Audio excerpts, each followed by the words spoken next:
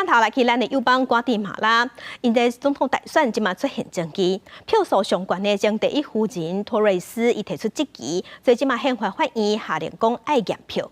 不过这是引起对手第二关票的候选人不满，指控对手在操控选举结果，嘛已经提出告诉。Agradecemos la confianza que se nos ha dado, esperamos que se mantenga. Primero Dios, yo sea la primera mujer presidenta de Guatemala.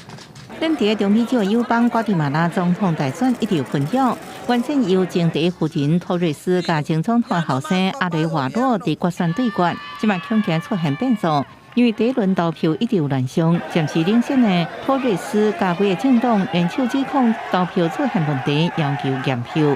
外国宪法法院7日裁定。将反选举定时一直到验完票，甚至可能重新算票。这互以第一关票进入决选的阿雷瓦洛是真不满。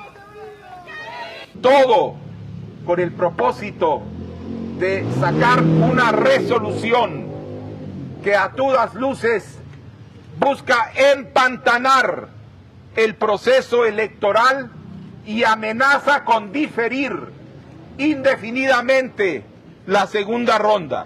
阿雷瓦洛第一轮投票进前，民调排名无悬，甚至无什么知名度。开票了后，才得到11.8%的得票率，甲得票上悬托瑞斯只差4%，互大家拢惊一跳。托瑞斯就怀疑算票可能有疏失，甚至出现不法的代志。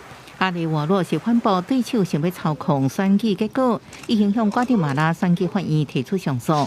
瓜地马拉顶个月25举办总统大选第一轮投票，不过过程传出买票、乌西、包车来投票的受领选民，加上开票了后，22位候选人无人过半，废票比率也阁超过17%，比任何一位候选人的得票率拢更加悬，引起不少的质疑。那宪法法院最后裁定重新算票，第一轮投票结果是不是改变，目前依然是未知数。观察投票的美洲国家组织是表示，瓜地马拉选举无出现影响结果的情形。公视新闻徐焕荣报道。